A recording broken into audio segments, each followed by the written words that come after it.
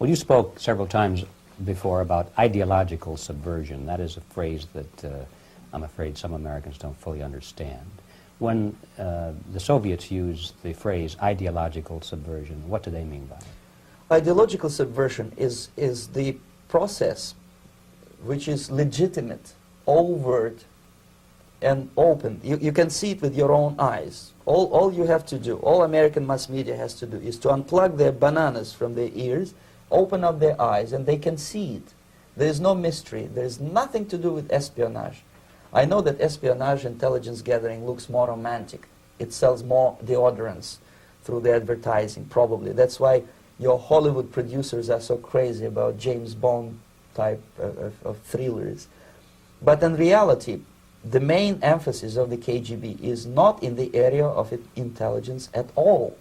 According to my opinion and opinion of many defectors of my caliber, only about 15% of time, money, and manpower is spent on espionage as such. The other 85% is a slow process which we call either ideological subversion or active measures, активные мероприятия in the language of the KGB, or psychological warfare.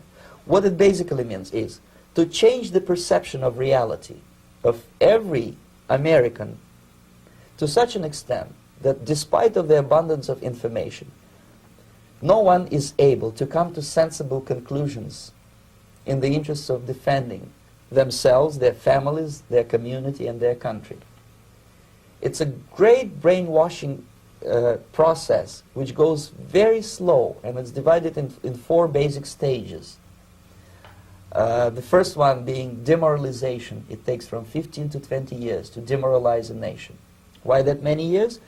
Because this is the minimum number of years which requires to educate one generation of students in the country of your enemy, exposed to the ideology of the enemy. In other words, Marxism-Leninism ideology is being pumped into the soft heads of at least 3 generations of American students without being challenged or counterbalanced by the basic values of Americanism, American patriotism. The result you can see. Most of the people who graduated in the 60s, dropouts or half-baked intellectuals, are now occupying the positions of power in the government, civil service, business, mass media, educational system.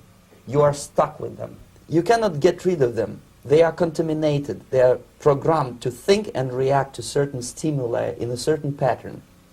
You cannot change their mind, even if you expose them to authentic information, even if you prove that white is white and black is black. You still cannot change the basic perception and the logic of behavior.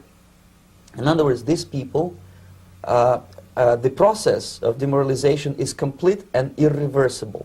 To get rid society of these people, you need another 20 or 15 years to educate a new generation of patriotically minded and common sense people who would be acting in favor and in the interests of United States society.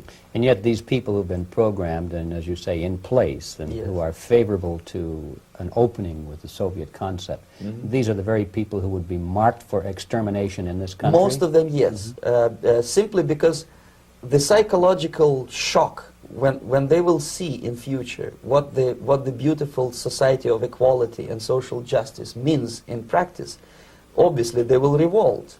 They will be very unhappy, frustrated people. And the Marxist-Leninist regime does not tolerate these people. Obviously they will join the links of dissenters, dissidents. Unlike in present United States, there will be no place for dissent in future Marxist-Leninist America. Here you can get popular like Daniel Ellsberg and filthy rich like Jane Fonda for being dissident, for criticizing your Pentagon. In future, these people will be simply squashed like cockroaches. Nobody is going to pay them nothing for their beautiful, noble ideas of equality. This they don't understand, and it will be greatest shock for them, of course. The demoralization process in the United States is basically completed already. For the last 25 years, actually it's overfulfilled, because demoralization now reaches such areas where previously not even Comrade Andropov and all his experts would even dream of such a tremendous success. Most of it is done by Americans to Americans, thanks to lack of moral standards. As I mentioned before, exposure to true information does not matter anymore. A person who was demoralized is unable to assess true information. The facts tell nothing to him. Even if I shower him with information, with authentic proof, with documents, with pictures, even if I take him by force to the Soviet Union and show him concentration camp, he will refuse to believe it until he is going to receive a kick in his fat bottom. When a military boot crashes his, then he will understand, but not before that. That's the tragic of the situation of demoralization. So basically America is stuck with demoralization, and unless, even if you start right now, here, this minute, you start educating new generation of Americans, it will still take you 15 to 20 years to turn the tide of ideological perception of reality back to normalcy and patriotism. The next stage is destabilization. This time, subverter does not care about your ideas and the patterns of your consumption. Whether you eat junk food and get fat and flabby, it doesn't matter anymore. This time, and it takes only from 2 to 5 years to destabilize a nation, what matters is essentials: economy, foreign relations, defense systems. And you can see it quite clearly that in some areas, in such sensitive areas as defense and economy, the influence of Marxist-Leninist ideas in the United States is absolutely fantastic. I could never believe it 14 years ago when I landed in this part of the world, that the process will go that fast. The next stage, of course, is crisis. It may take only up to 6 weeks to bring a country to the verge of crisis. You can see it in Central America now. And after crisis, with a violent change of power, structure, and economy, you have so-called the period of normalization. It may last indefinitely. Normalization is a cynical expression borrowed from Soviet propaganda. When the Soviet tanks moved into Czechoslovakia in '68, Comrade Brezhnev said, "Now the situation in brotherly Czechoslovakia is normalized."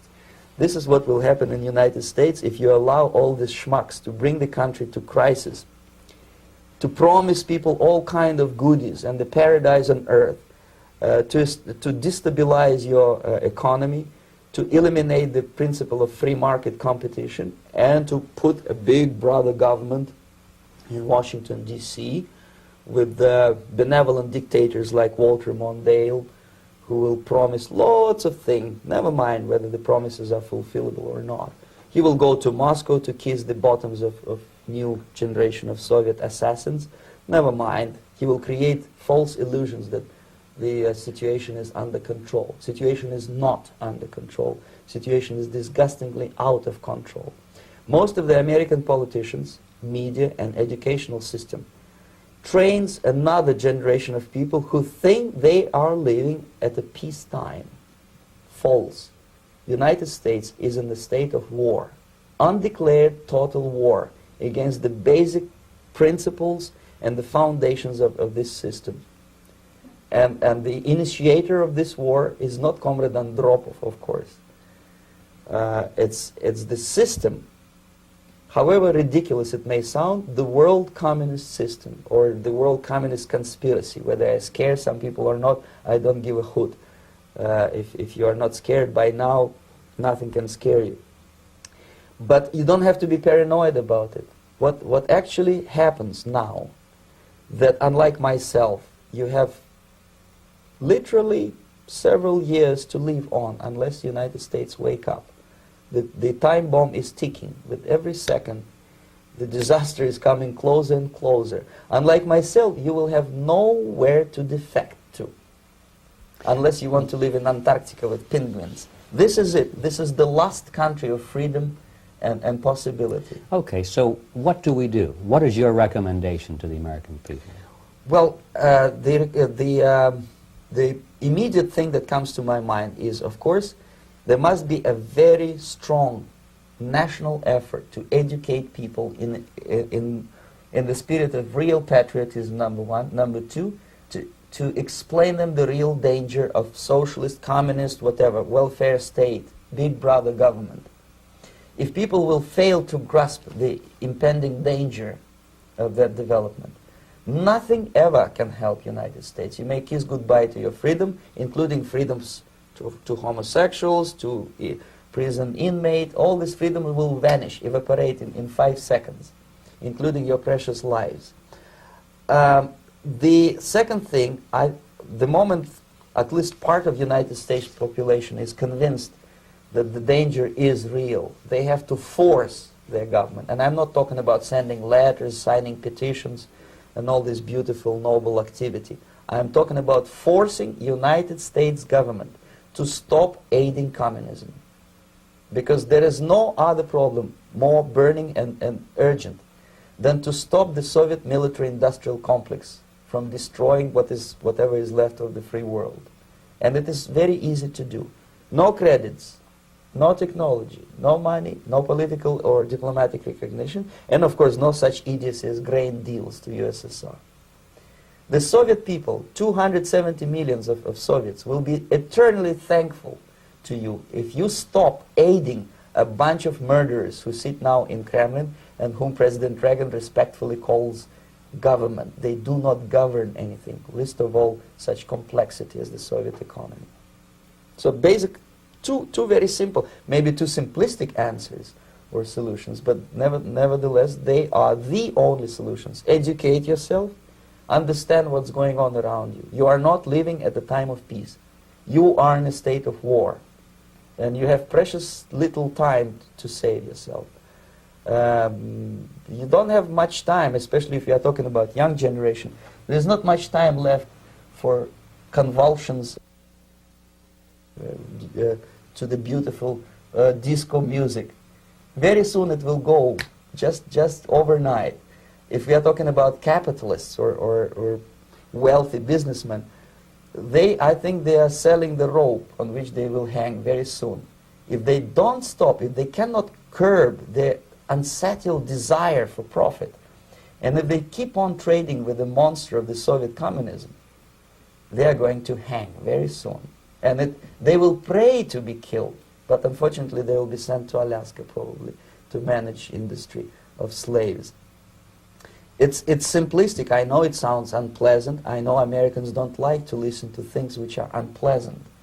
But I have defected not to tell you the stories about such idiocy as microfilm, James Bond type espionage. This is garbage. You don't need any espionage anymore. I have come to talk about survival. It's a question of survival of this system. You may ask me, what is it in for me? Survival, obviously, because unlike, as I said, I am now in your boat. If we sing together, we'll sing beautifully together. There is no other place on this planet to defect to.